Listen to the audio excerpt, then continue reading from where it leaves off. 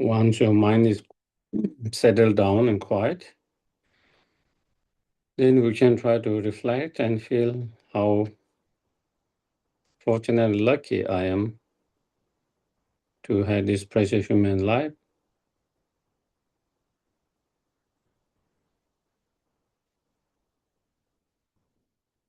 which has full of potentials.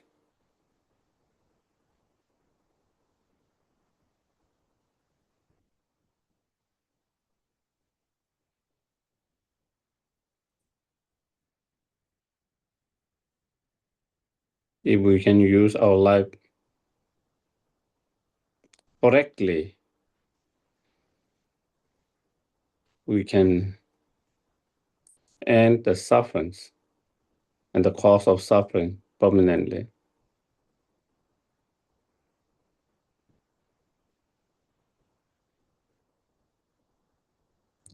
in total freedom from the samsara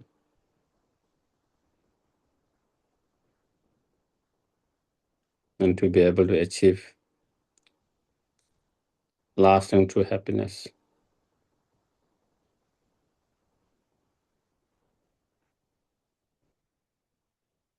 And not only for ourselves, but also to be able to help others to do that.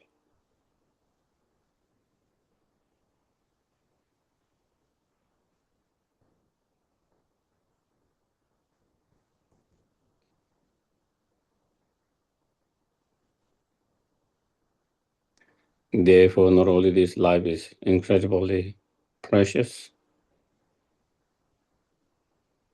and rare, but this will not last forever or for a long time.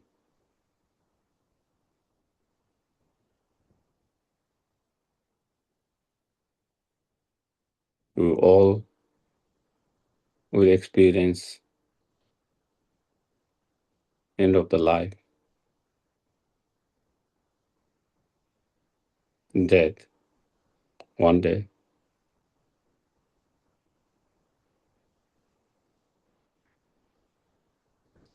Not only one day, we never know when it's going to come. There is no guarantee that the death will not come to us in the next 10 years, next 5 years, next 1 year, next 1 month, not even next 1 week. There's no guarantee at all.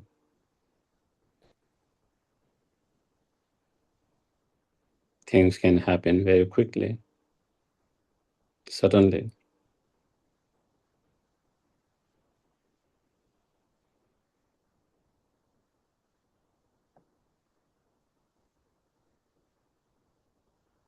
Within these last 24 hours,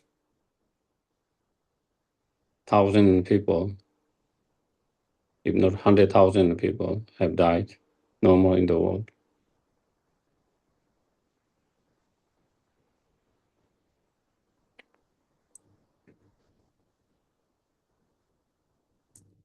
And we could have been one of them. Fortunately, luckily, we are still alive. How fortunate.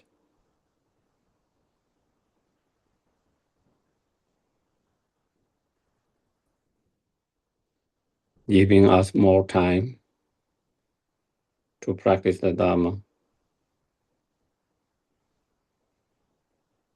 to take care of things that we feel important and that we should take care of.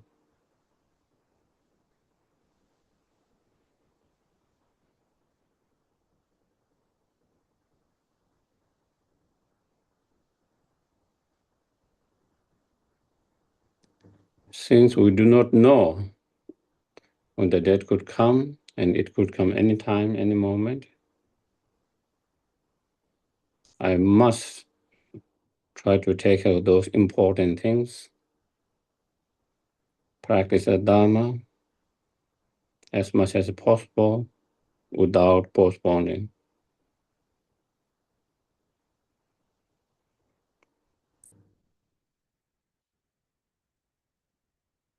Because it is only the Dharma practice that can help while we are alive at the time of death and after the death.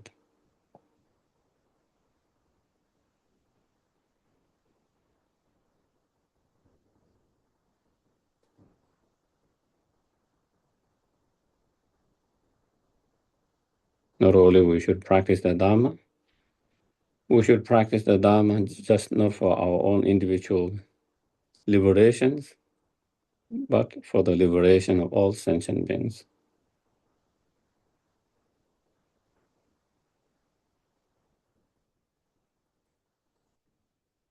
Therefore, in order to liberate oneself and all sentient beings from all the suffering and cause of suffering permanently,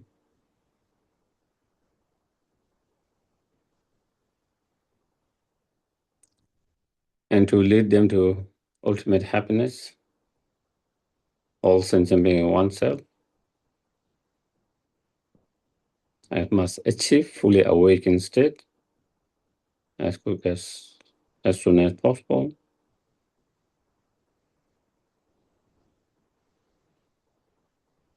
In order to achieve that fully awakened state, I must actualize all the Lam Rim spiritual realizations within our mind state, mind stream.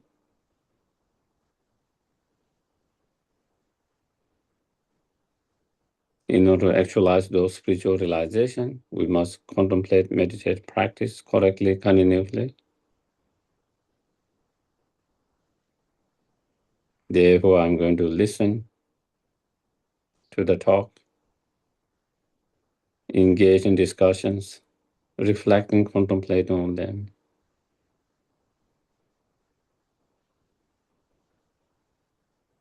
And trying to practice as much as possible in our everyday life.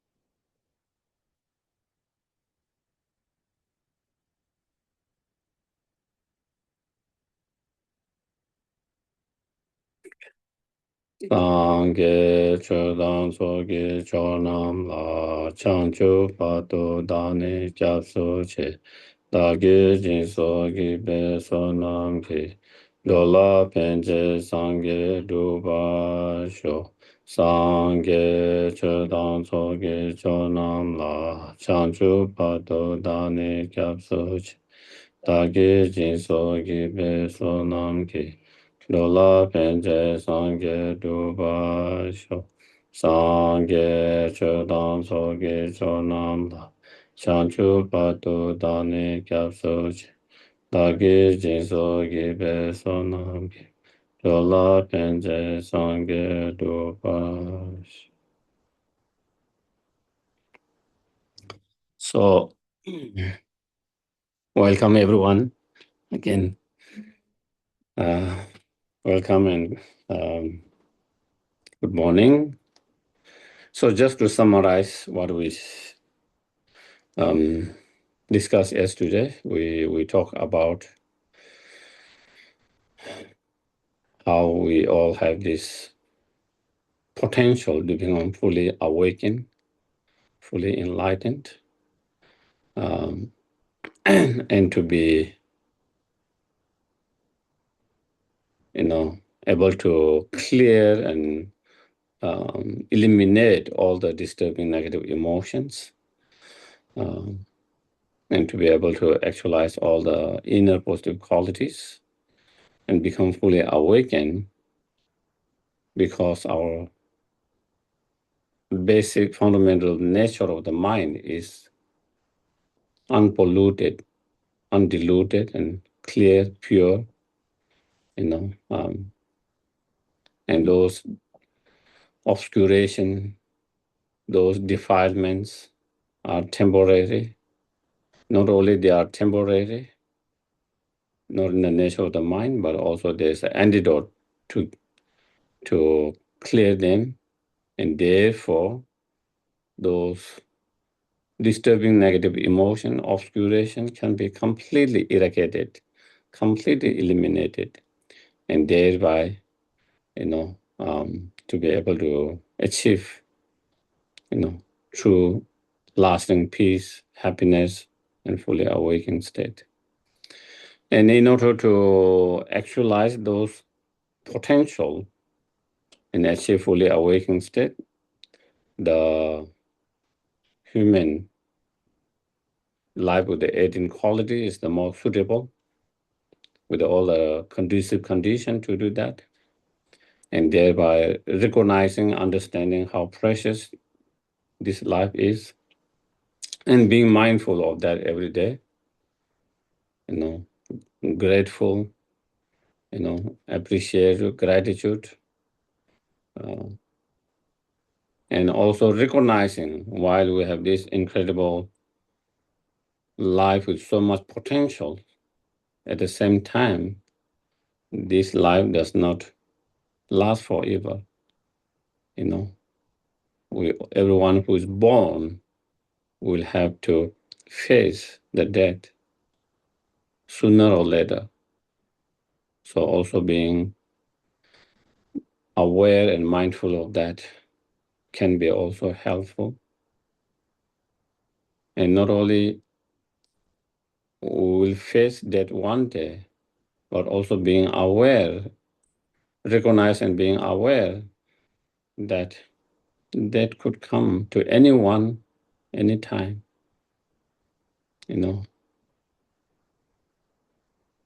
unpredictable.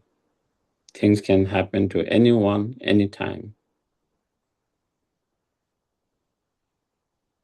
And since that could come anytime to anyone, therefore, without postponing those important things, we try to take care of them immediately as soon as possible so that we are more prepared.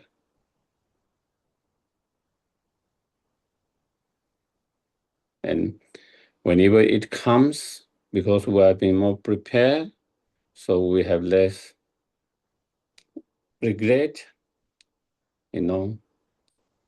less unresolved problems. And so then, there's less that bother our mind at the time of death so that we can have more peaceful transitions.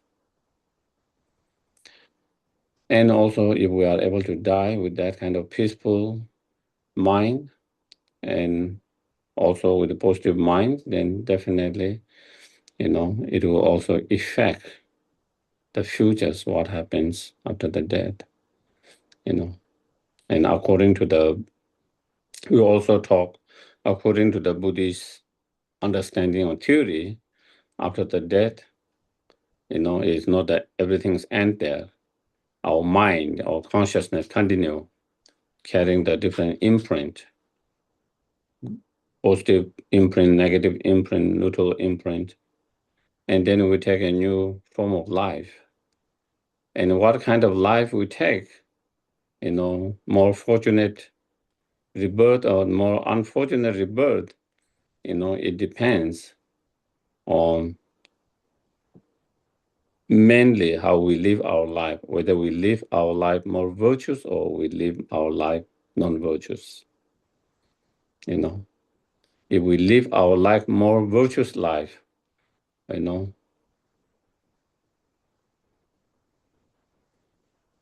more wholesome life, then because we create so much positive karma by living that way, so the positive karma is much more stronger. And because positive karma is much stronger, the consequences next life will be the result of such positive karma.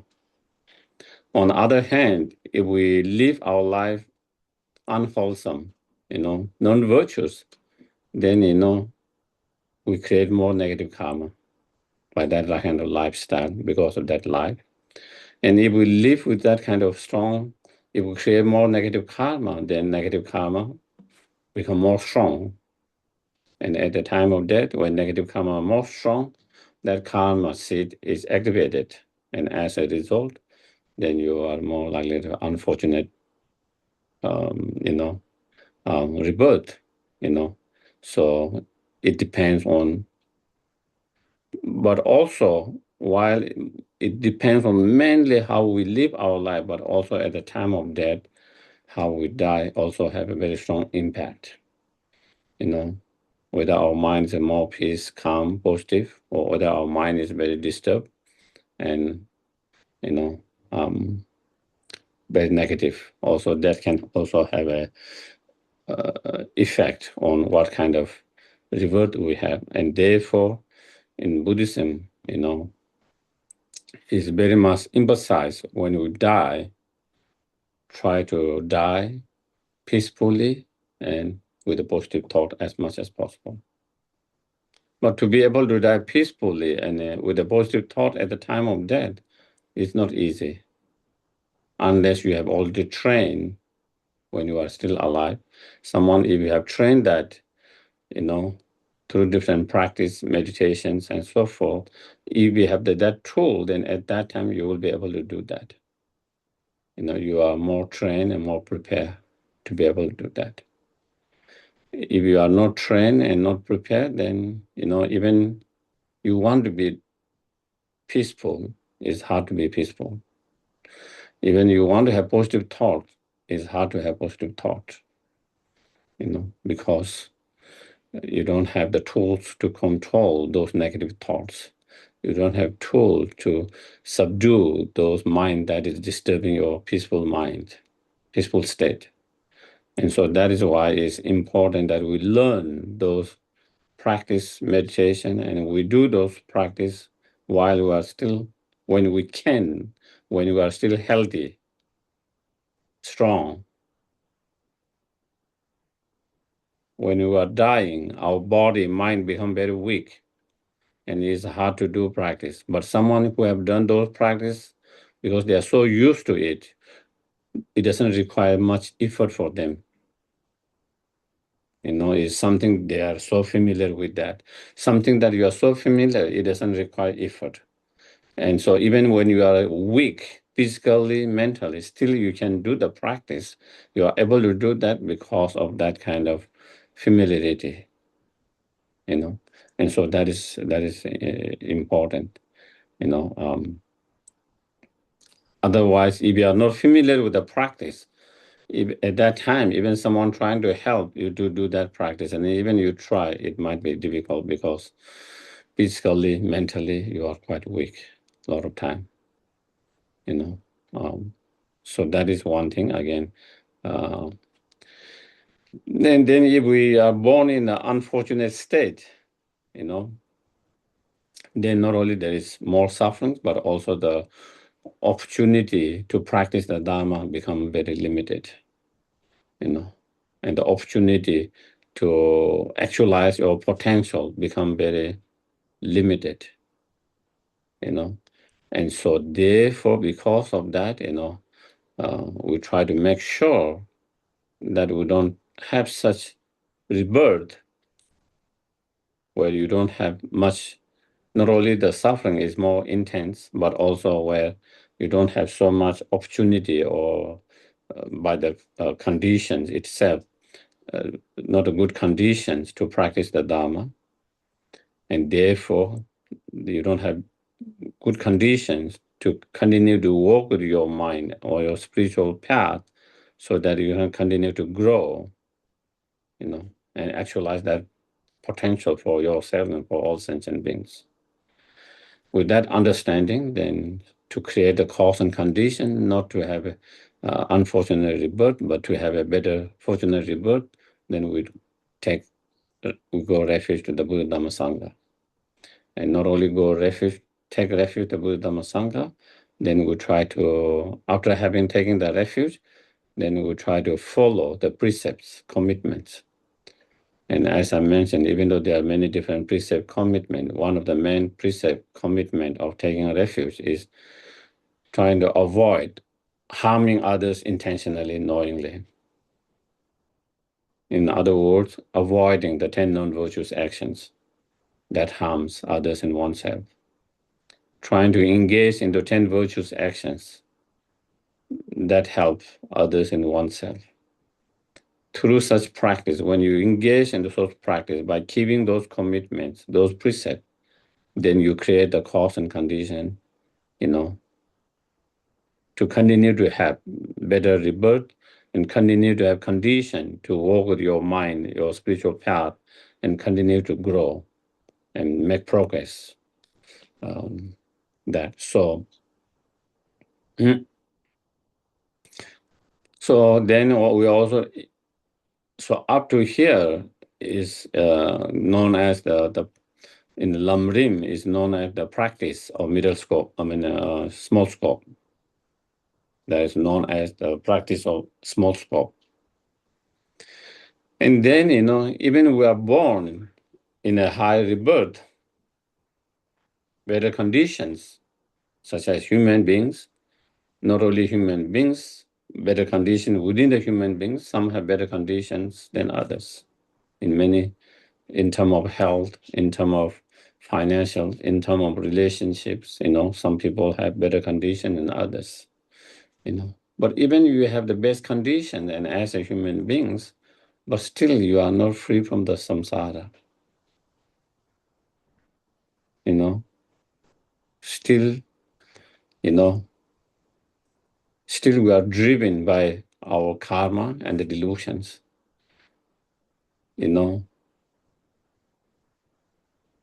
sign that we have been driven by karma is we have no control. We try our best to take control of things, our life and others, but no matter how much you try, a lot of time we don't have control.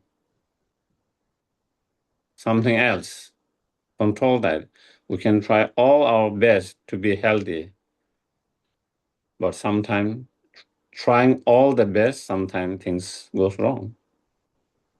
In relationship, we try everything that is possible to have a good relationship from the both side, but still sometimes things goes wrong.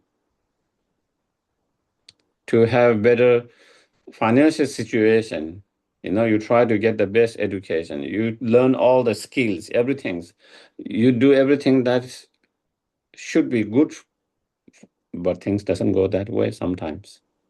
What does that shows? That shows as much as we want to feel we are totally control over our life and things around us, and we try to have control, but reality is we don't seem to have control. If we have control, we would suffer. We wouldn't suffer because we don't want to suffer. We will be always happy because we want to be happy. And we try to be happy. We try to avoid sufferings. Despite that, we wish and trying our best, still unable to do that. Why?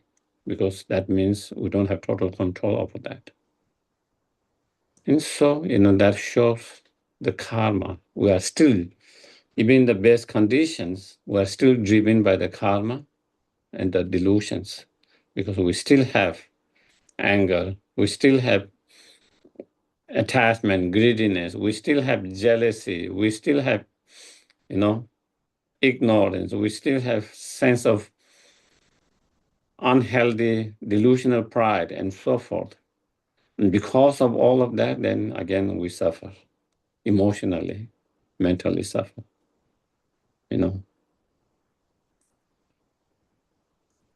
Because of anger, our mind is disturbed.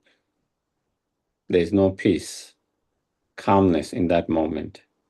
And if you don't take care of the anger, then it becomes hatred, and then also resentments. And then we hold on all these feelings. And then by holding on them, we suffer a lot.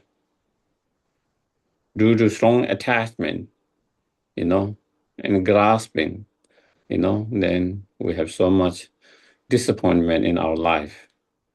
So many disappointment in our life. Where does those disappointment come? Because of a lot of expectations not met. And those expectations are driven by the attachments and graspings to sudden experience, to sudden result, to sudden outcomes.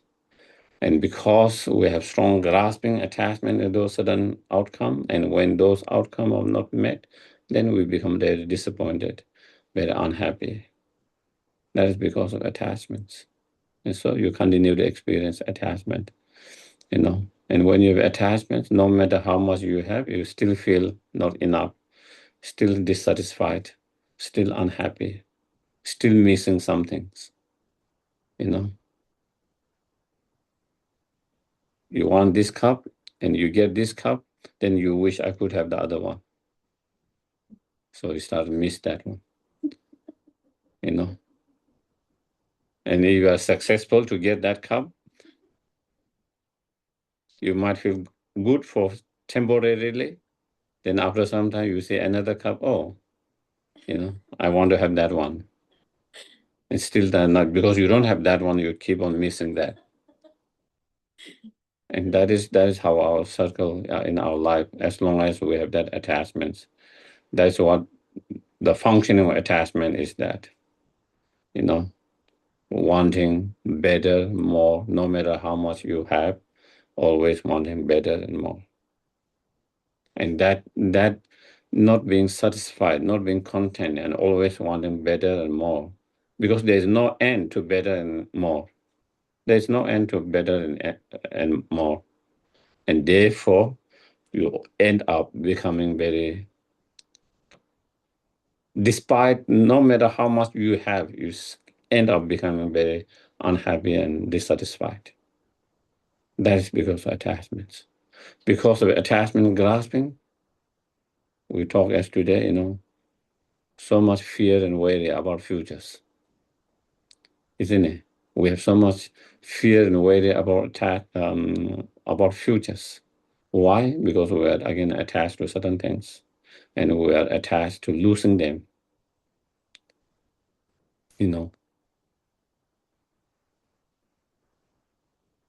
And more stronger attachment you have, more stronger grasping you have, the more stronger fear and worry you have. The less attachment, less grasping, the fear, worry are less. No attachment, no grasping, then, no fear, no worry. That is where, so as long as we have that, and as long as there is the ignorance, then attachment and anger will continue to arise again and again. So even you have a best human life in terms of best conditions, still, if you are not free from that, the karma and the delusion, still you continue to suffer. You continue to suffer. You are not free from the sufferings. And therefore, in order to not only free from the lower rebirth and the suffering of that, but in order to free from all the suffering and permanently, not a temporary relief, but all this suffering permanently, then we have to recognize by understanding that, first by understanding, any rebirth within the samsara that's driven by the delusion and karma, there is no freedom from the sufferings. Samsara means, suffering in a way, having no freedom, becoming prisoner of your own karma and delusions. And when you are prisoner of your own karma and delusion, then that means you are in the prison of the samsara. So in order to free from that prison of the samsara and the suffering permanently, then we have to recognize, understand what is the cause of that samsara.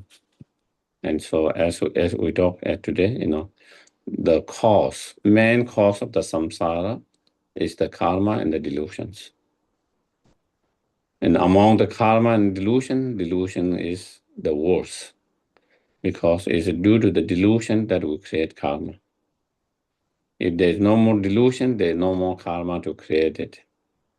If there's no more karma created, there's no more experience of that karma to experience.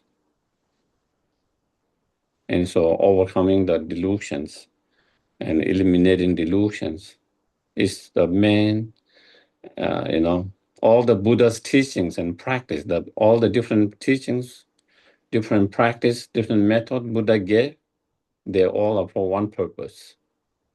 One purpose. What is the purpose of all this teaching, all this practice? Is to reduce and eliminate those afflictive emotions, those disturbing emotions. That is all it is about.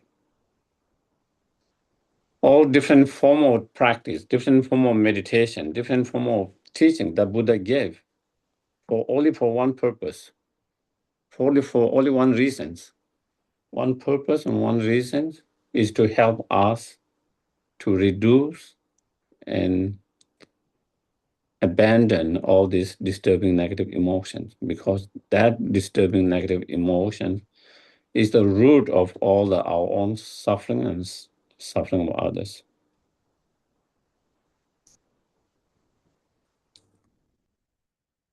So how to do that? How can we overcome those disturbing negative emotions?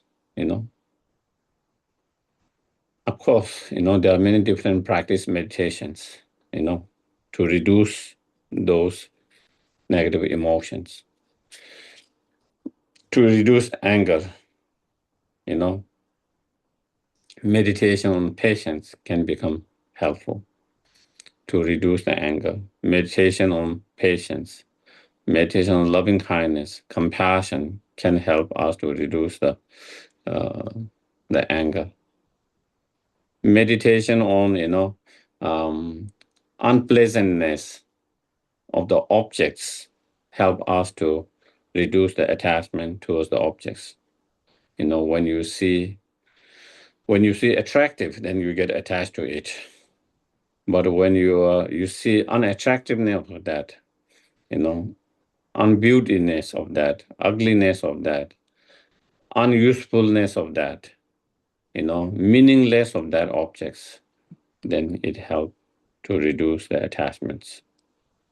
Also meditating on impermanent nature of that objects that we are very attached to, by knowing that the object that we attach to is not a permanent, it's decay, it will decay, it will deteriorate, decay, and it will change.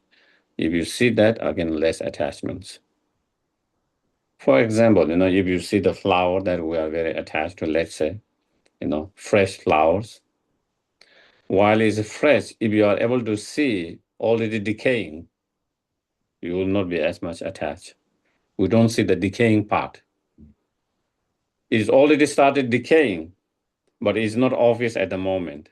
With the time, after 2 days, 3 days, then it become obvious, it become brown, it started to fall down, it started to become kind of smelly. Then you want to get rid of it. You are not attached to it anymore because it has decayed from what it used to be. At that point, you are not attached anymore to that flower, which you are attached before, because you see this decaying in that.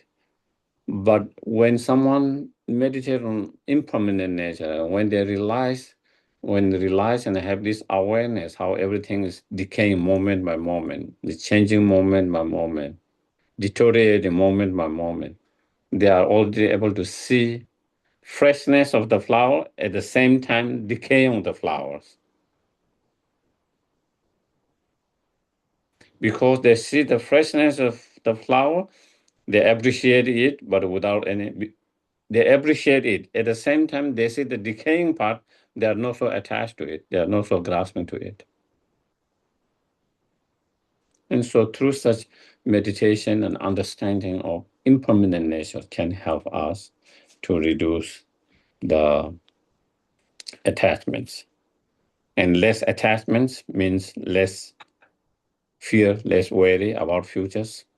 Less attachment means less expectation, less disappointments, you know.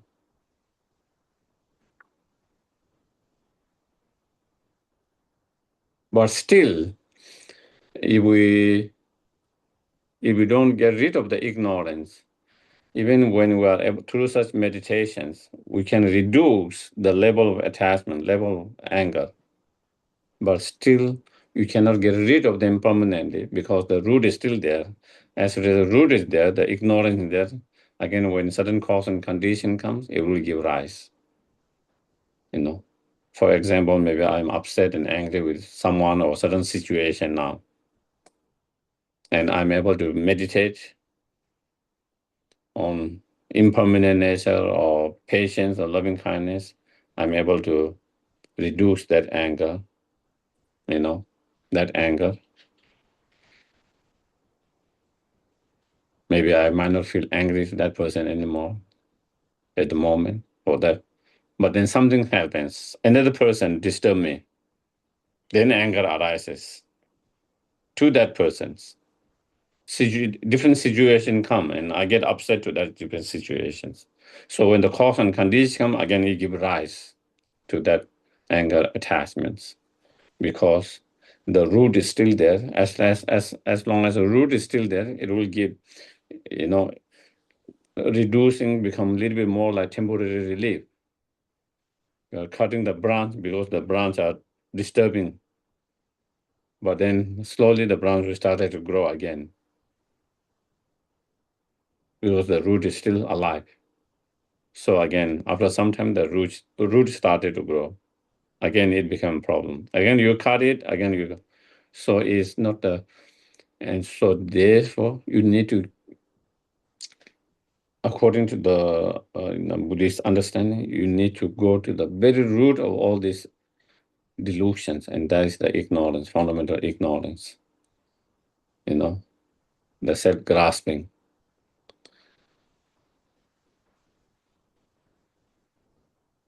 You know, the grasping that there is truly existing real I or self or me, you know.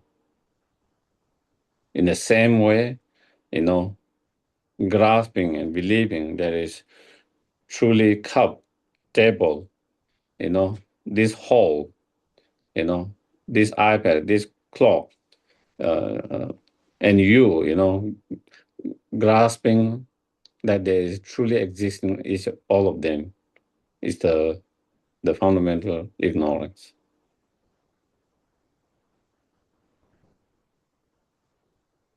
That is the fundamental ignorance.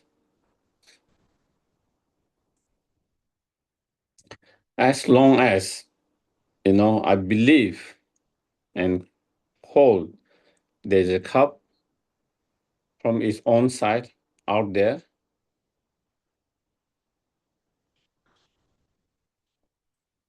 then you have this thoughts, oh, this cup is good or bad. You know, this cup might be useful, not useful. You know, this cup is small, big, all kind of different mental projections or mental interpretations arises,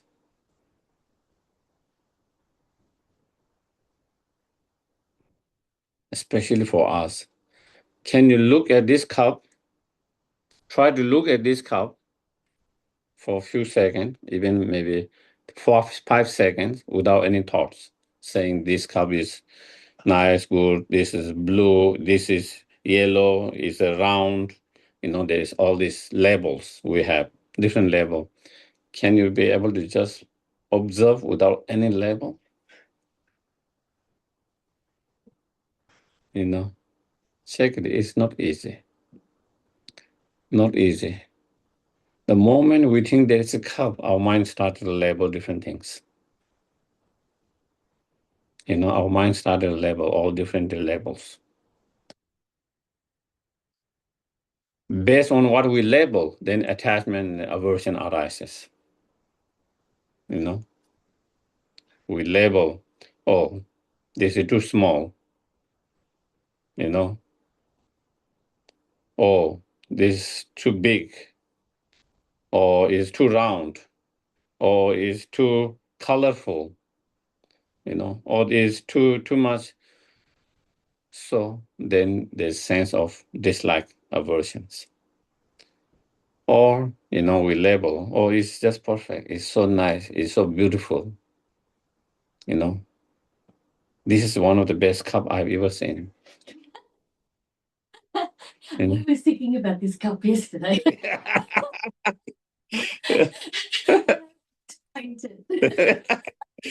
Yes. So you already painted in your mind. Yeah. Yeah. So that is how we paint it with labels, So when you label, this is one of the best cup I've seen, most beautiful cup I've seen. Then there's liking, attachments, wanting such things. So you can see how attachments and aversions, anger arises on the basis of how our mind interprets the objects, how our mind label the objects. Are you connecting? Is yes, please. On another level, pride leaps in too. Pride can leap in as well. Oh, I can do this. I've pictured the cup for 5 seconds. Aren't I good? Mm-hmm. Yes. Yeah, there can be pride and many other things, this is the most beautiful. I own it, is special, so, all kind of things, So, but basically, the main thing, based on our labeling, interpreting the objects, then like, dislike, attachment, aversion arises. Is that your experience? For me, that seems to be my experience. I saw a big cup today. Cup is maybe more easy example, but if we go to certain objects, whether you like object or not like it, it depends on how you interpret that objects, how you label that objects. I've been learning a lot from cups. Same objects, you label something positive and you have attachment. After some time, you label it negative and you have dislike. Same object, the object hasn't changed. But your feeling about the object has changed. Before is strong attachment, now strong aversions. The object, the cup hasn't changed. It's the same cup. But your feeling has changed. Your dislike, from liking to someone dislike. From dislike to liking. Why did it change? Because your perception changed about that object. Maybe we have different interpretations of that object now than before. We have different level than the before. We have different way of seeing the object than before. Based on that, then that is how, So the way we feel about the object, liking, disliking, attachment, aversion, anger, and so forth, it depends on how we interpret, how our mind perceives the objects.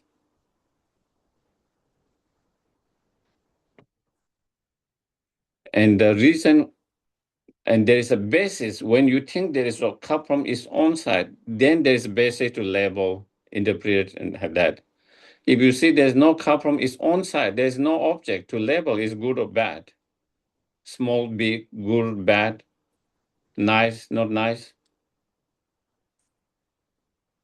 And that is where how the ignorance, this grasping that there is something from its own side, object there by its own side, is the root of the attachment and anger. Because as long as we have that belief and grasping there is objects from its own side out there, then our mind we cannot stop mind from labeling. perceiving in certain way, labeling in certain way, distinguishing in certain way, perceiving in certain way. And based on that, then that is where the attachment anger arises.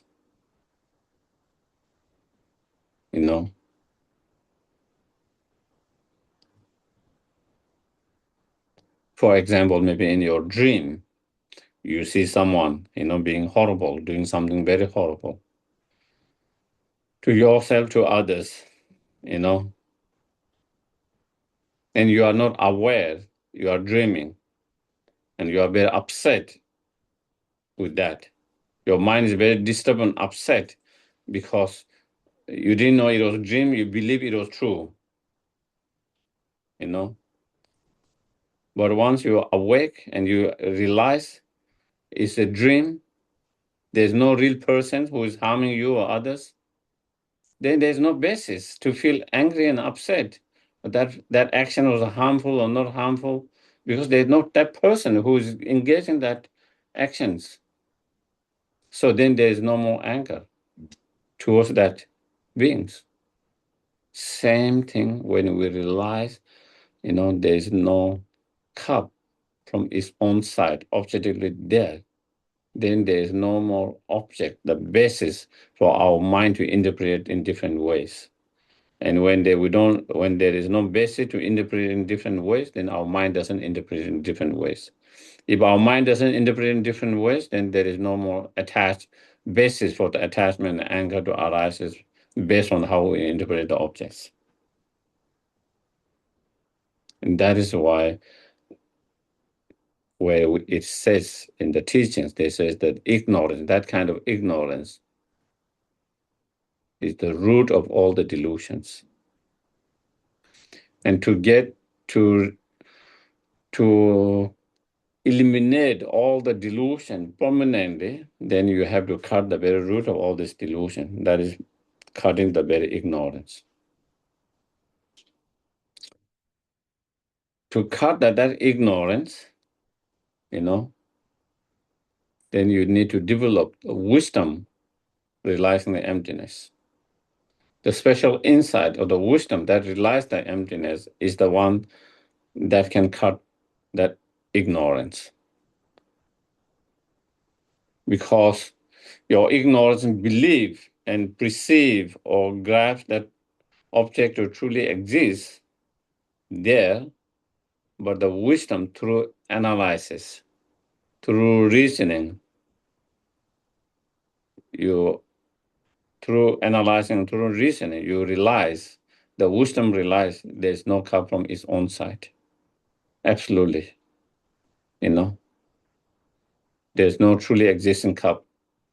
And that wisdom realize that there's a cup that do not exist inherently, truly from its own side, contradict that ignorance, and then slowly, overcome that ignorance and destroy that ignorance. Is, before maybe I was believing this is not a cup, this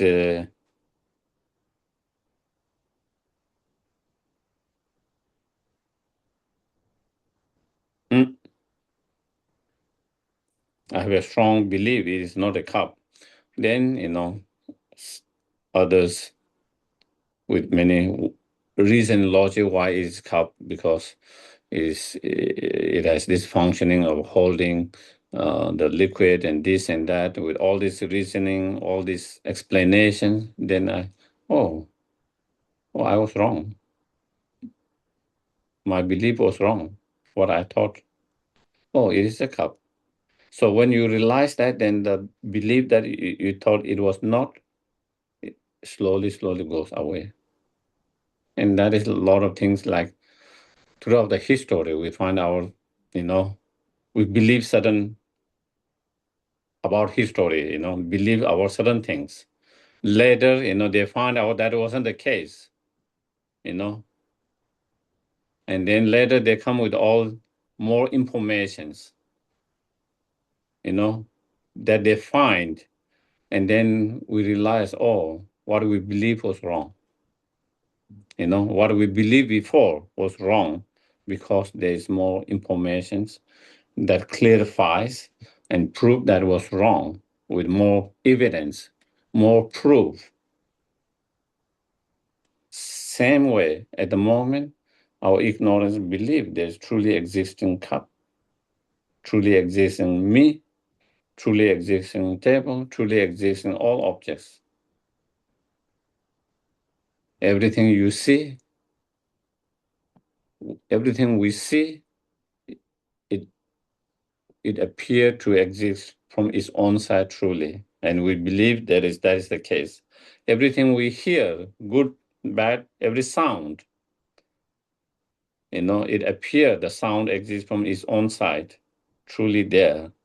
And not only it appear, that we believe there is a sound there, truly existing out there. Everything we smell, everything we taste, everything we touch, everything that comes in our thought, it seems that it appears those objects exist truly inherently from its own side, and then we believe to exist that. And that is the case, But the wisdom realizing emptiness is then, you don't believe in what it appears, At the moment, we're just believing in what it is appears. And appearance can be deceptive, Appearance are not always accurate. We have found in our own life with many different examples how appearance can be very deceptive, misleading. And so with that wisdom, you try to analyze, that is what it appear to exist truly, inherently. But does it actually real, does it exist truly or inherently? If it exists truly inherently, then it should exist this and that way, but it doesn't exist this and that way. So with that kind of analysis, reasoning and logic, then you begin to come to understand, even though there's appearance of that, but in reality, it does not exist that way. That the cup is empty of inherent existence. Cup is empty of independent existence. The cup is truly existing from its own side objectively. And when you have that wisdom, that's the wisdom that is rooted in deep analysis, deep investigations, thoroughly investigating with all the reason and logic, then it totally destroy the ignorance that believe the opposite based on just the appearance, and so then that is how we can get rid of the ignorance. By getting rid of the ignorance, then you get rid of all the delusions that's rooted in that ignorance, and that is how one achieve liberation or cessation of freedom. Liberation, cessation of freedom from the samsara, from the delusion and the karma. And in order to achieve that cessations, then,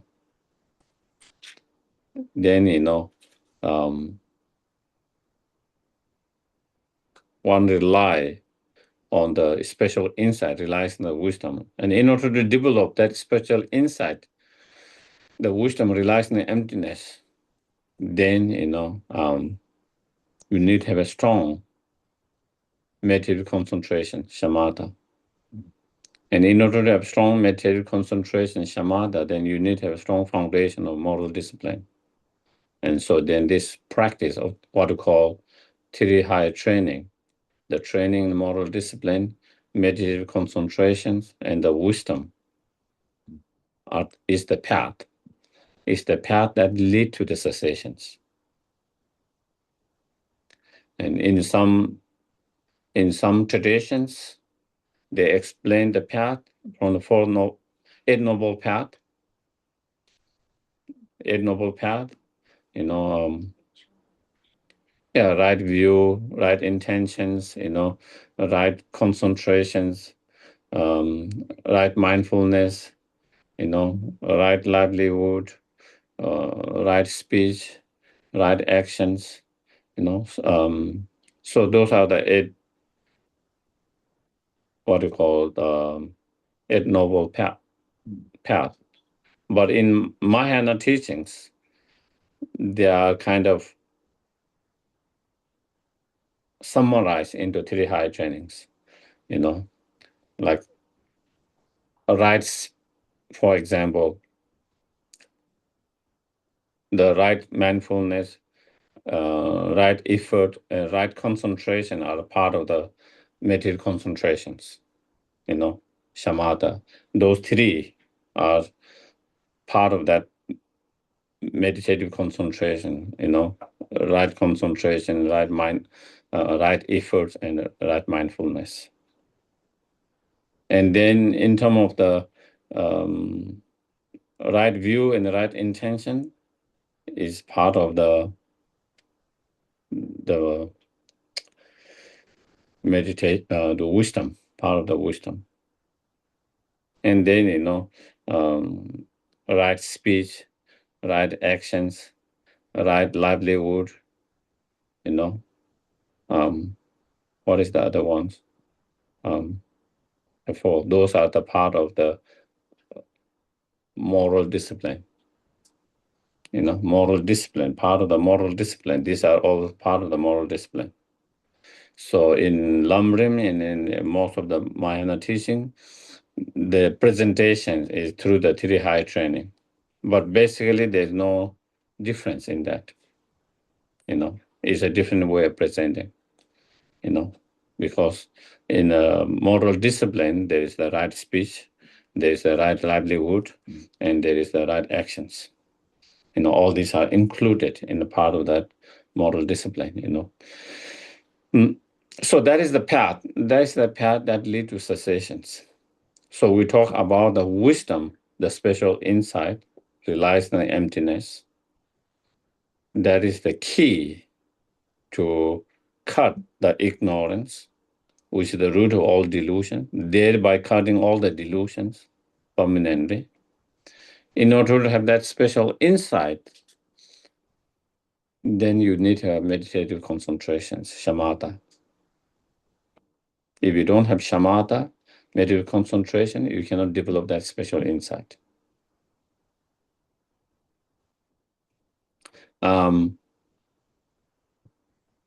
It's a little bit more technical, but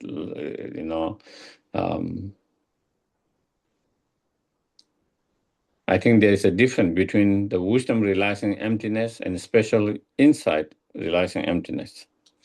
So one can still have wisdom realizing emptiness without the shamatha, but one cannot have special insight without the shamatha. Okay? Yeah.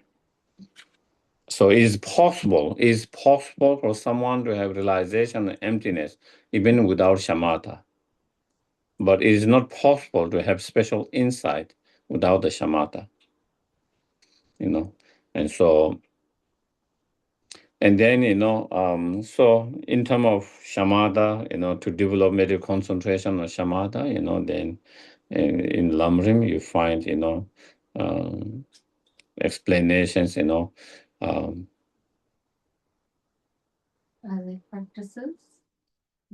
Yeah, the 9 stages of meditations by applying, the 8 antidotes and overcoming the 5 faults.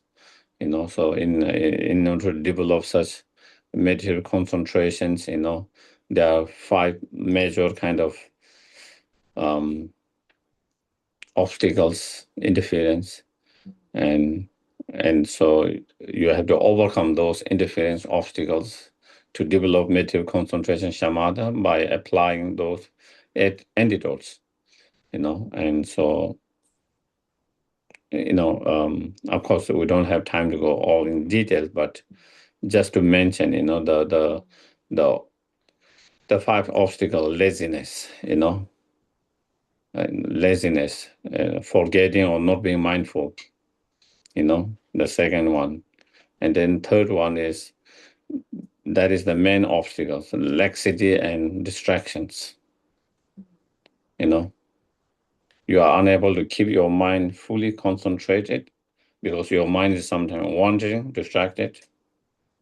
Sometimes your mind is not wandering, distracted, but there is no clarity, due to the dullness or laxity.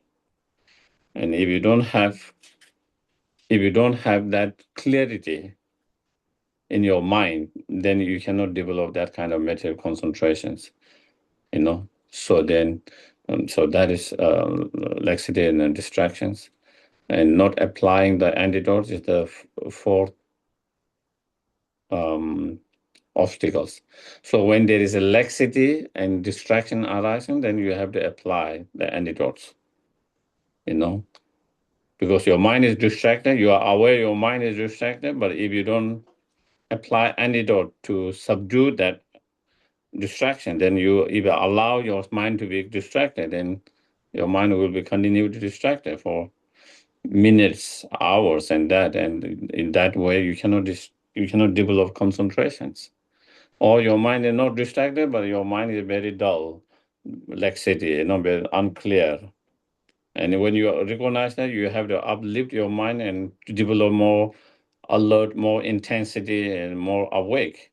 If you don't apply those antidotes to do that, then your mind will be more and more dull and more unclear. And so not applying antidote is one of the obstacles. The fourth one. Fifth one is over applying the antidotes. And when your mind is free from distraction and laxity, and when your mind is concentrated, so you try to keep it. If you try to apply antidote, then you disturb this steadiness. To develop meditative concentration, you try to develop steadiness and clarity and intensity. And so when your mind is kind of steady, not distracted, not disturbed, nor your mind is dull, clarity, then you just keep it that way. You don't try to do some more. If you try to do, then you disturb. And that is over applying the antidotes. And so it's like driving, If you try to push your accelerator too much, then you can have accident, Not pushing is a problem. Then you wouldn't move. Your car wouldn't move. Okay? But when it's moving smoothly and the way you want, if you try to move too much, then bang, you could have accident. You will have accident. So that is the way, not moving or moving too much. And to develop mental concentration, the challenge is balancing effort and relaxing. That is the challenge, to finding the right amount. How much you need to put effort and how much you need to relax. If you keep on putting too much effort, then you cannot develop concentration because it's like over applying. But if you don't put effort when you need, if you relax too much, it can go to laziness, And so that is the most challenging to develop mental concentration, because that is something you have to learn yourself. Because everyone has different pace, I myself will know whether I'm being lazy or I'm being honest, whether I'm putting effort or not. It's hard for anyone to say that. So then you have to know, you have to learn with your experience when to push, when you need to push because you are being lazy, putting effort. But then you also need to relax when you need to relax. So you don't push too much. Knowing exactly when to push, when to relax. is the key. As Buddha give you one example, of like, like guitar, sitar is, to have the best sound, you shouldn't be too loose, you shouldn't be too tight. If it's too tight, you don't have really good sound. If it's too loose, you don't have good sound. You need to be the good musicians is that they are able to adjust right amount of how much tight, how much loose to make the best sound from that. And same with concentration, to be able to have that ability when to apply the antidote and when not to apply the antidote.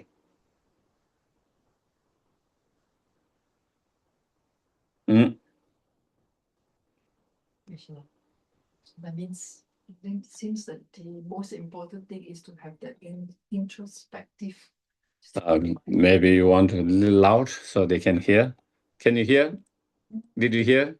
Question is that the element introspective part of the mind is the most important to know what state of our mind is, because most of the time, by the time we realize I sat for 1 hour, but I know maybe wondering. Yes. The state of awareness is the most important to realize whether I'm actually lazy or I'm pushing too much. Yes. So, in terms of the antidotes in relation to these main obstacles, laxity and distractions, the main antidote is mindfulness. No, the mindfulness is the second one for forgetting, not being mindful. And then third one is introspections. So you need to develop those two tools. The main two tools that you need to develop concentrations, meditation concentration, mindfulness, and introspections. I used to have a lot of arguments, still do, with my self-cherishing mind. And a way I comfort myself is to focus on cherishing myself as Buddha nature and manifesting. Is that a correct way to think of self, as in we are no longer who we are, our bodies, but the impact that we leave on people, what we leave behind? That is good. That is a good way of looking and having that kind of thought. Definitely, To counteract my self-cherishing. Yeah, to counter the self-cherishing part, maybe we will come later when we go to the next, in terms of the Lam Rim, we are now in the middle scope, and after that we go to the higher scope. And when you go to the practice of a higher scope, then self-centeredness, selfish attitude versus cherishing others.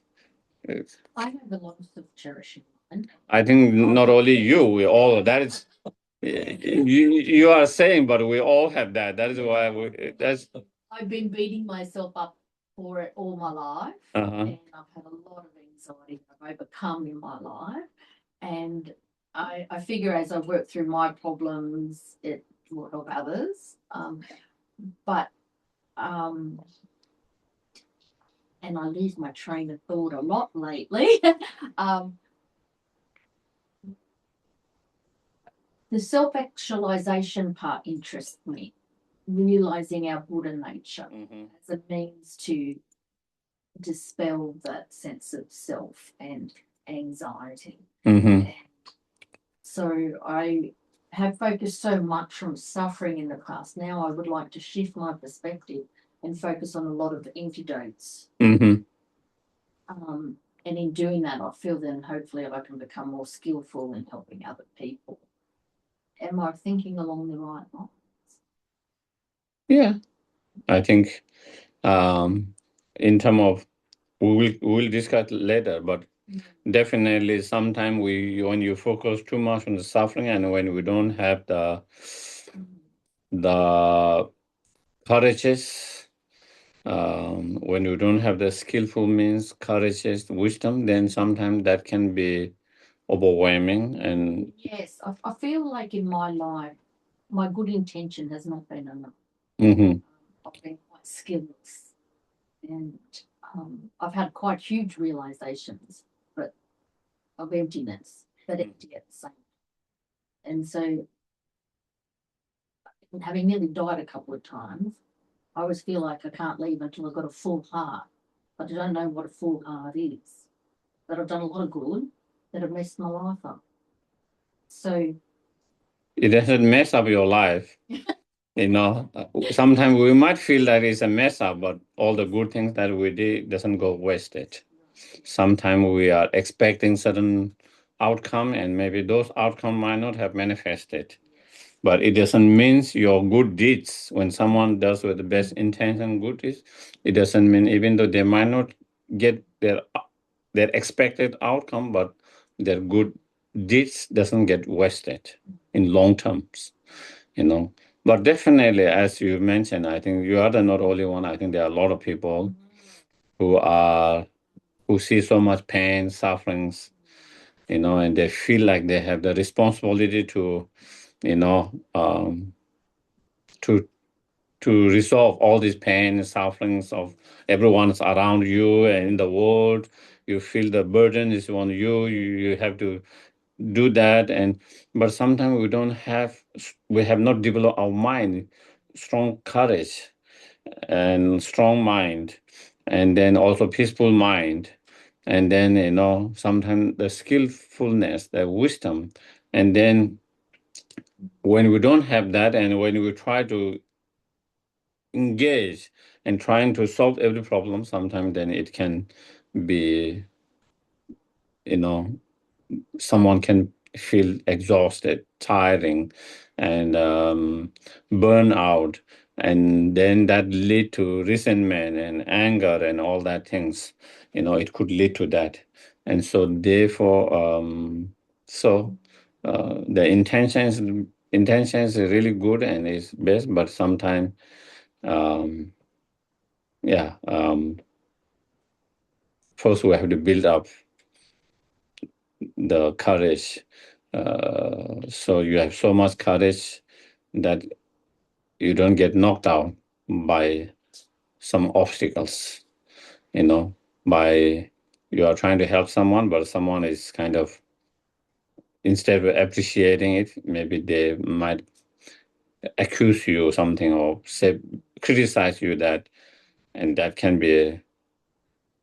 knock down someone to be kind, to do good, kind. But someone who have built up strong courages, like bodhisattvas, they will not be discouraged by that. They will not give up trying to help because their response is in that way. And so sometimes we don't have that courage at the moment. We haven't developed such courage such as bodhisattva. And so sometimes when such happen, then it can kind of, knock out. And so definitely, probably maybe we'll talk a little bit more, as when we come to that. So yeah, so we're talking about that because Pei was asking about the introspection part. I was saying, the main two tools that we need to develop meditative concentration is the mindfulness and introspections. Those are the main two tools. Mindfulness is, to keep your mind with the objects, not losing the object, to keep on objects. In the example they give is when you are training the wild elephant. So we are training the wild elephant mind. In order to train the wild elephant mind, when you train, first is you tied up them, and tied up with the rope of mindfulness. So that's what here we use. The rope they use to tie the wild elephant. Here, the mindfulness is the rope that tied our mind to the objects, the pillar of or the tree or pillar of the objects. That's what introspections is. That analysis. When training the wild elephant, they use the hook. When they don't listen, the trainer trying to train, when they hit the hook. At least that is how they used in the old time. You know, maybe nowadays probably you are not allowed to do that, and that will be kind of abusing and that. But in the old time, that is what they did. Use those kind of tools. Maybe now people have more other tools, better tools. More gentle other tools to train them. But that is how. And so in same way like that, similar like the hook, introspection like that hook. When the wild elephant doesn't listen, then they use the hook to make them listen and follow. So when our mind doesn't listen, because we want to be on the objects, but our mind either get distracted, wander off, or either get into the laxity, fall into the dullness. So then we need the introspection to check out time to time whether my mind is distracted or not, whether my mind is first, whether my mind is distracted or not, checking time to time. And with introspection mind, when you recognize your mind is distracted, then you try to bring back to the objects and keep back to the objects. And if you are unable to do that because your mind is too distracted with fear, worry, anxiety, or whatever different, then you have to apply different meditations to quiet that and then slowly bring back. So in that, then different meditations can help to quiet that distracted mind, and then you try to bring back to the objects, whether you use the breath or nature of your mind or the image of Buddha, whatever object you use, or even a flower can be also object of concentration too. Image of, but whatever object you use, bring back the mind to that. Or you take chance. Sometimes you are not distracted. You are not your mind is not wanting or distracted, but your mind is becoming a little bit dull, laxity. Then again, you recognize that, and then you try to uplift that mind, make it more awake. Your mind is not awake. Your mind is not alert. So you need to do something to awake, different practice, different meditations to awake, to alert, and to be more awake in that. And so that is what introspection you try to do. And it is mentioned at the very beginning, you need more introspection. You do more of that.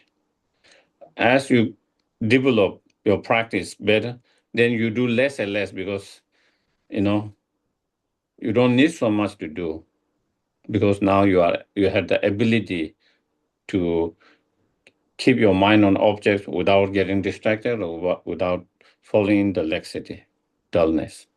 Since you are able to do that, your mind is able to do that, you don't need to use that introspection so often. Because if you use that too often, also it can be a distraction again. Because the point is you want to keep your mind steady with the objects. So when you are doing introspection, then again your mind is getting a little bit kind of, and so you use and slowly, then you don't have to use the introspections. You are able to keep your mind thoroughly all the times, And again, of course, at the very beginning you need effort, and then less and less effort with the times. And in terms of the 9 stages, when you reach the 8 stages, you are able to keep on the object without either distraction or dullness or laxity for long, long hours, 3, 4, 5, 6 hours, or even day, with little effort at the very beginning. At the very beginning of a session, you need little effort. And then once you have put little effort, then it becomes effortless. You can remain that. And then when you become 9 stages of the 9 stages of meditation, then from the very beginning, you don't need effort. Effortlessly, you can remain in that meditative state for as long as you want, for long times. And that is where, even at that time, you haven't still achieved the karma abiding, shamatha, but you're almost there. And so that is the so introspection and mindfulness, the key to develop shamatha, meditative concentrations.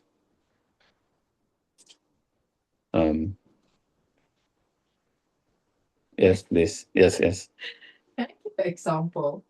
Because I'm trying to still conceptualize this introspective part of the mind. Say I know I'm listening to you giving teachings. So I keep checking, am I listening? Am I paying attention? So that part is the introspective mind. Mm-hmm. So you answered one of my questions earlier, where because that can become distractions as well. But the next, I still got one question is, how do I develop that? That means I have to keep checking, and then sometimes I get headache,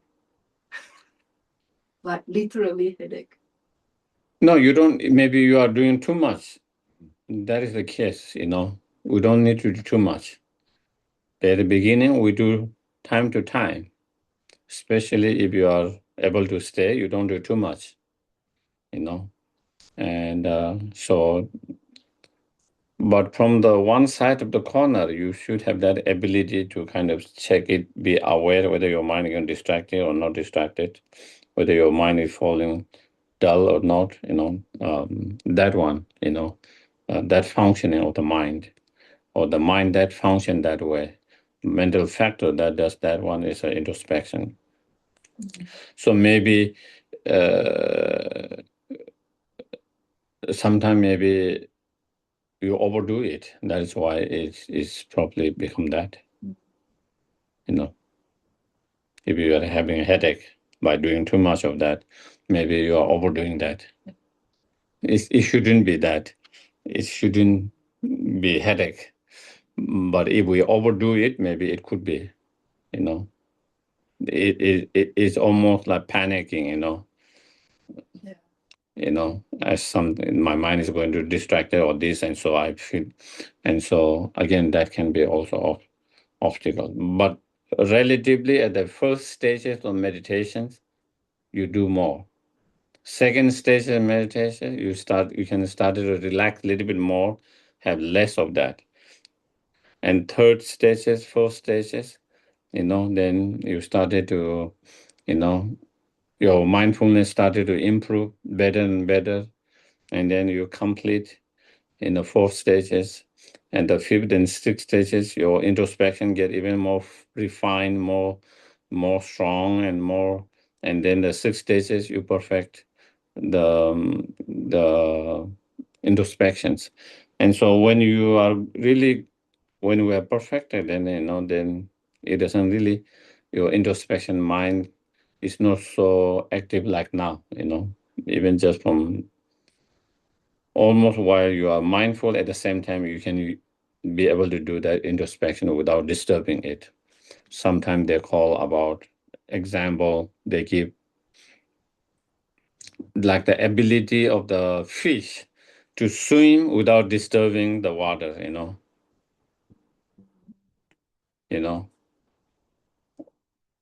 The fish, they swim, but it doesn't disturb the stillness of the waters.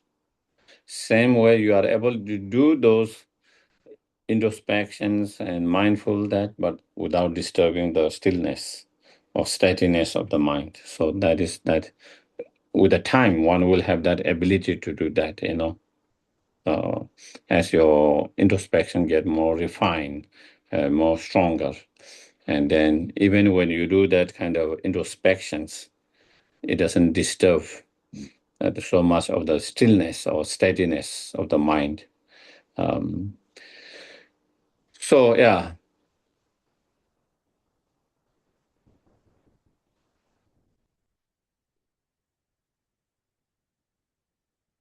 So the first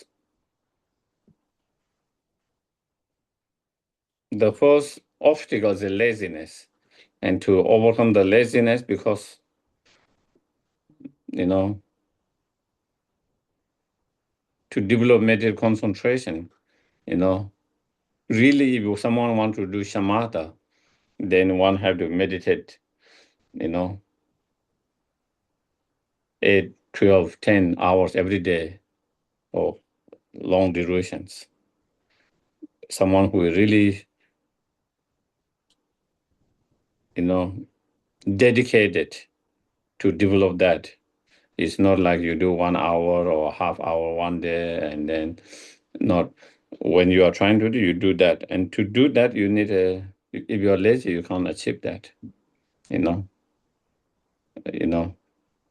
It's not one session, many sessions throughout the day, and so you need to overcome the laziness, and laziness is the first obstacles to actually meditate and to be able to stay in meditate and meditate for many times a day, and for days, weeks, months, years, how long even it takes, And so to overcome the obstacles, then they describe 4 antidotes, which are probably, I don't need to go through each of them,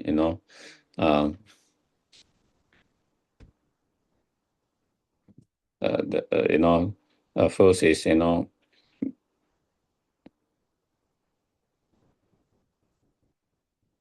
having the faith in the practice, such as,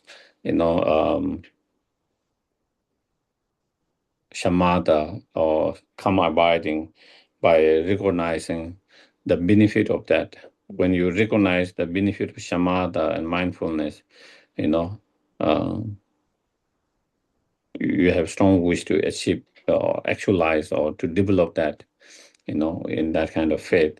And then, inspirations, then with the inspirations, then you put effort, and by putting the effort, then you develop plenty.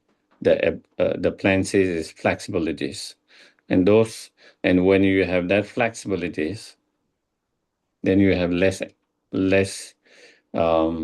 laziness.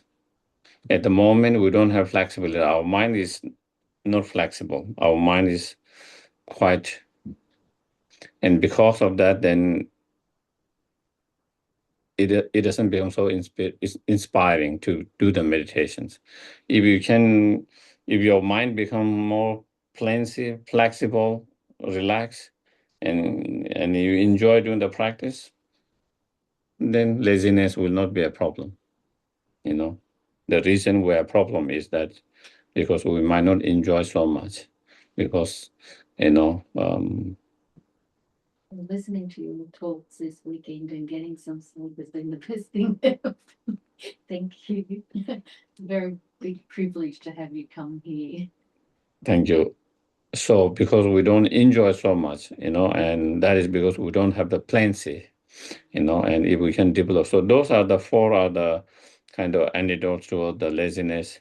And then mindfulness towards the second obstacles, forgetting or losing the objects.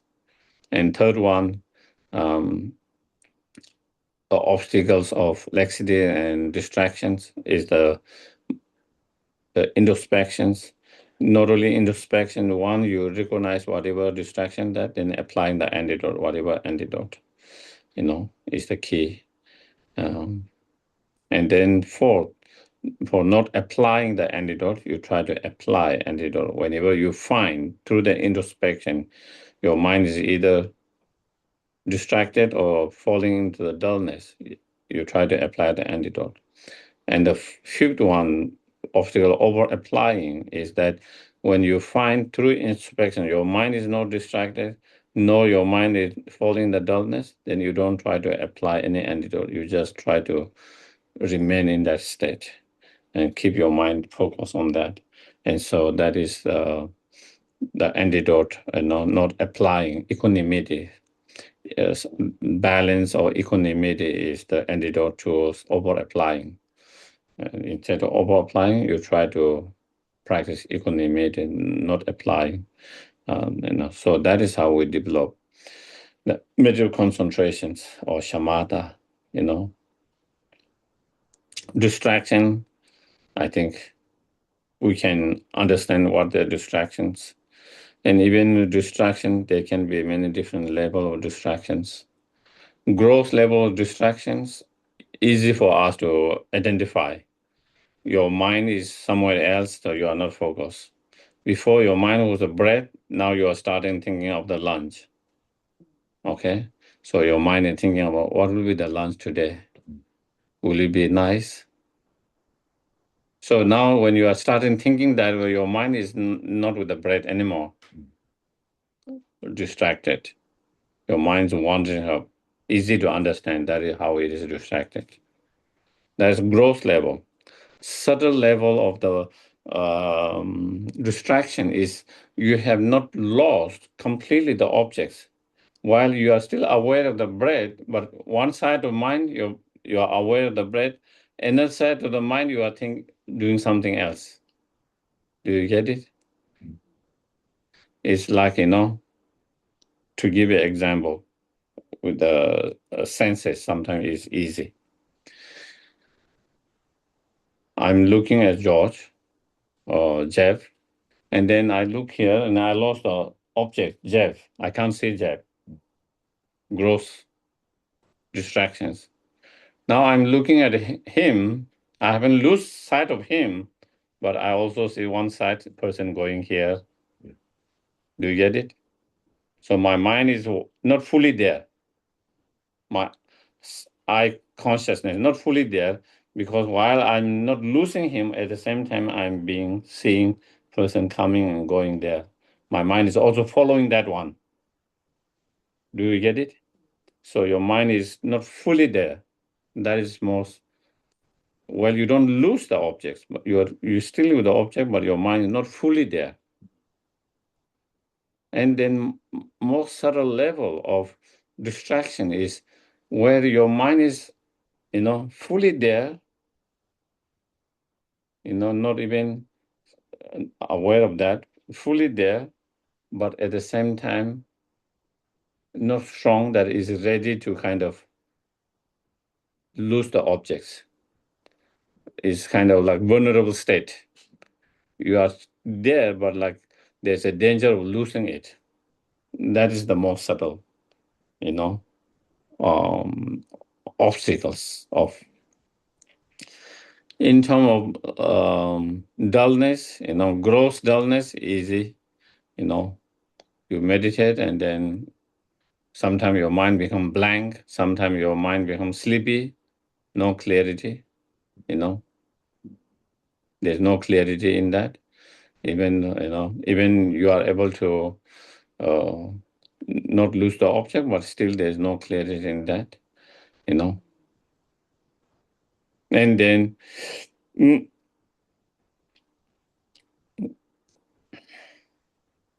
then subtle level of, the more subtle level is, even though there is steadiness, clarity, but there's no intensity. To develop a shamatha, you need to have not only steadiness, clarity, but you need to have, alert. Your mind has to be very alert, very awake. Sometimes even you have clarity, but your mind might not be as awake, as alert. And when your mind doesn't have that alertness, then also that is, sometimes it is said, people can meditate for hours or even more than hours a day without losing the objects, with that steadiness, even some clarity, but without that alertness, And therefore, even that, a lot of people can get confused that to be shamatha.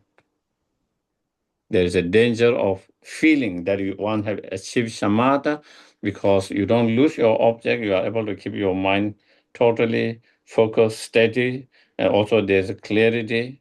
And then you think, oh, maybe and you are able to do it for hours and even days. One might feel I have developed shamatha, but if there is no alertness in that, then so they say sometime even in some meditator in the past, they confuse the more subtle level of laxity to be a true shamatha, because they can remain that. And that is one of the most difficult part, to identify that, to be able to identify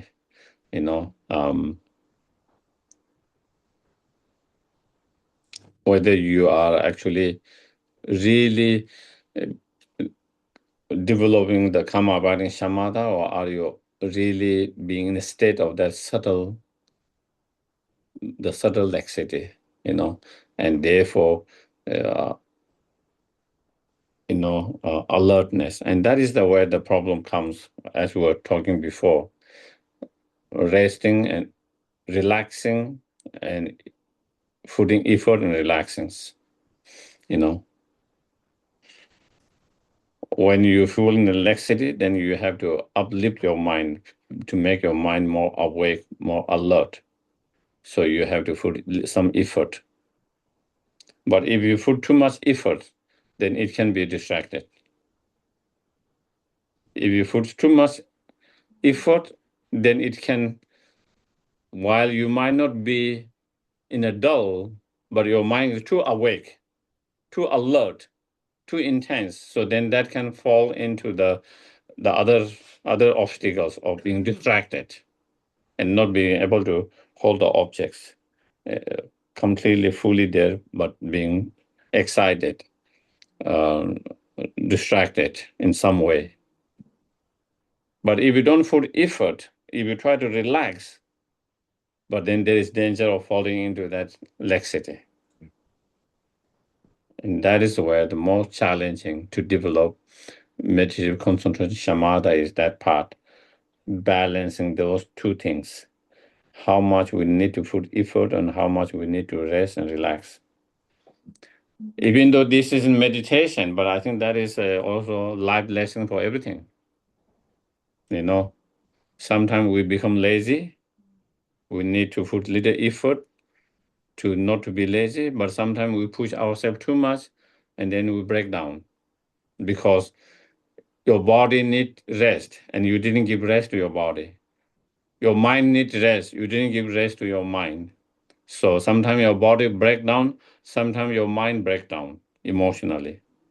Why do we break down? Sometimes we push ourselves too much. Either we push sometimes too much, or either we don't do anything. We don't push ourselves. And we fall in one of those two extremes. And key is to find the balance, how much to push and how much to relax. When to push, when to relax. When my body needs rest, or when do I need to push? When does my mind need to rest? When do I need to push a little bit and contemplate a little bit more? All this is. Yes, Don. Would you equate it with just skill? Like when you're doing a task and you're highly skilled, then you can do it at a certain speed and, you're doing it at a sustainable capacity Mm-hmm. and you're not making mistakes. Mm-hmm. If you try to exceed your skill, Mm-hmm. then you make mistakes. Mm-hmm. And if you're not using your skill, then you don't maintain Mm-hmm. Mm-hmm. concentration. Yeah, that can be another example. Yeah. Yeah. In the Buddha's in the sutras, Buddha give about that the string of the musical instrument.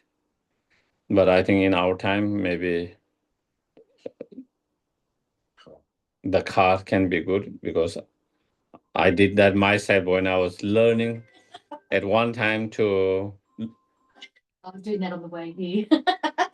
Push, like, push. Yeah, sometimes I push and then it God goes, you know, and then you try to not slow and then it doesn't move. And so having the right balance was challenging. Of course, people who have learned over the time, they know exactly how to balance it, without pushing too much, without not pushing it. But at the very beginning, that is the challenging. And that is same in the meditation too.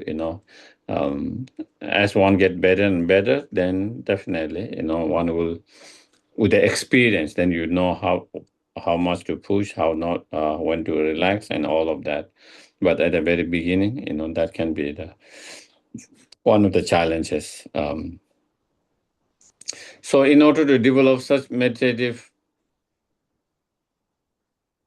concentration or shamatha, then the moral discipline is important. And part of the training of the moral discipline is to stop that the Buddha developed a lot of rules and regulations for the monks, nuns, lay practitioners. For lay practitioners, for example, lay vows, rules, regulations. Of course, for the monks, nuns, they have more rules and regulations. The reason why, and these all practice are part of moral discipline.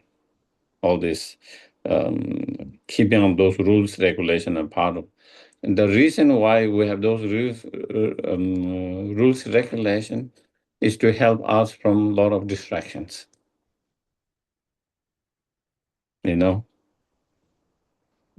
And by helping from a lot of distractions, then our mind can become less distracted. And when we try to meditate, you can concentrate better because you have less distractions. So that is why the moral discipline become a foundation for the shamatha meditation concentrations.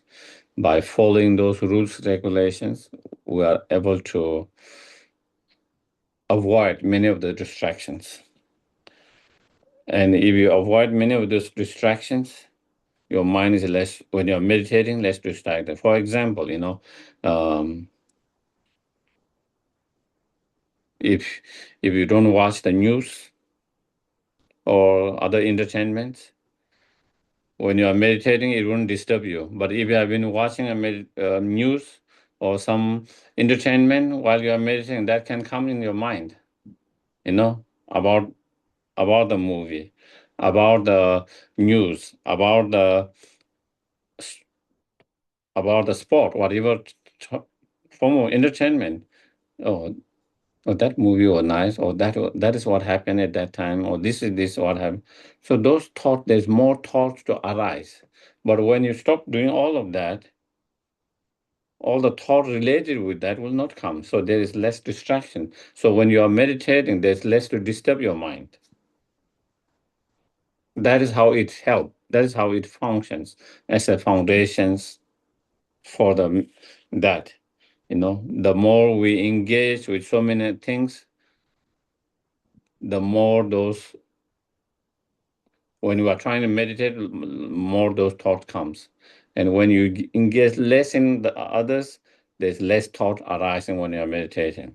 And so that is how one of the reasons, and that's how the moral discipline become the foundations of the meditative concentrations. Otherwise, sometimes we might wonder, how does um, moral discipline become a foundation for shamatha? That's how it. Yeah. Also, these explanations of the Buddha's, moral discipline, meditative concentration, and the wisdom, special insight, all of them in dealing with the negative afflictive emotions, how to reduce them from gross level to subtle level. As your practice increase, get better. Very beginner, since we don't have a good practice and tool, the best not to get angry is avoid the object of angry. The best not to get attachments, avoid the object of attachments. Best not to get jealousies, avoid the object of jealousy. For the very beginner, that is what it is. Someone who have addictions, if they don't have the tools to resist it, the best is to keep away from the substance. That is the first thing. And then they develop their own skills or resilience and that. And as they get good at that, then even later, even they encounter the substance, they can reject that. They have the ability to resist that. But at the very beginning, when they don't have that kind of resilience and the ability to resist it, is to keep them away from that. And that is what it is, the moral disciplines, the rules regulation does that. Why you cannot, for example, like why why you don't drink, why you don't use substance. Drink is for that purpose. Not that drinking itself is bad by nature, but it is because, and so, a lot of those rules, regulation, which are part of moral discipline, is for the beginner how to protect ourselves from arising a lot of those delusions, afflictive emotion by keeping distant from the objects. And then while you are keeping distant from the object, you try to develop those tools, practice, such as meditations. And with the meditations, and as you develop more meditative abilities, such as concentration and that, and then, even when you are face the objects of attachment, anger, jealousy, whatever, those objects, when you encounter those objects, those emotion arises, those feeling arises. But now you have ability to meditate and to dissolve all these feelings, emotions. For example, you just concentrate on the breath, and because you have really good that you can really focus on the breath totally. And when you're able to focus on the breath, for example, then all the thoughts, feeling, emotion that's bothering you before started sinking down, dissolve. And that cannot disturb you anymore as long as you are in that state of the mind. As long as you are in that state of mind, those thoughts doesn't bother you anymore. So it's better than now you have better ability than the previous one. Previous one is keeping away from the object. Now you have the ability to face the object, and whenever those emotions arise, you have tool to kind of dissolve them, subside them, so that it doesn't make a mess. But still is not the ultimate, because still you are able to dissolve them, but it's still there. When you are in that not meditative state, but then again it can arise. But only when you go in that meditative state, you can dissolve them. But still the garbage is still there. You haven't get rid of that. And the way to get rid of that is through the special insight, the wisdom. And that is the highest level of the practice. So with that special insight, then it is not just dissolving it. Actually, you bring the garbage up and you really clear them all. You really clear them from the very root of it. So as we develop more and more skill, the practice become more and more profound. And so that is how, and the ability to destroy the afflictive emotion become more powerful. And so that is why the sequences of this high training, moral discipline being foundation of meditative concentration, shamatha being the foundation for the special insight being the main tool to destroy those afflictive emotions from the very root. Through that, by following that path, then you can achieve the cessation, the liberation, the freedom. And so that is part of this practice, these meditations, this teaching is part of the middle scope. Okay? So that is it. So we have lunch break. Chanjo semjo rembo che mage bana kekyo che gyawa nyamba me baya. Kong le kong do pewa show. Okay. Thank you. Thank you.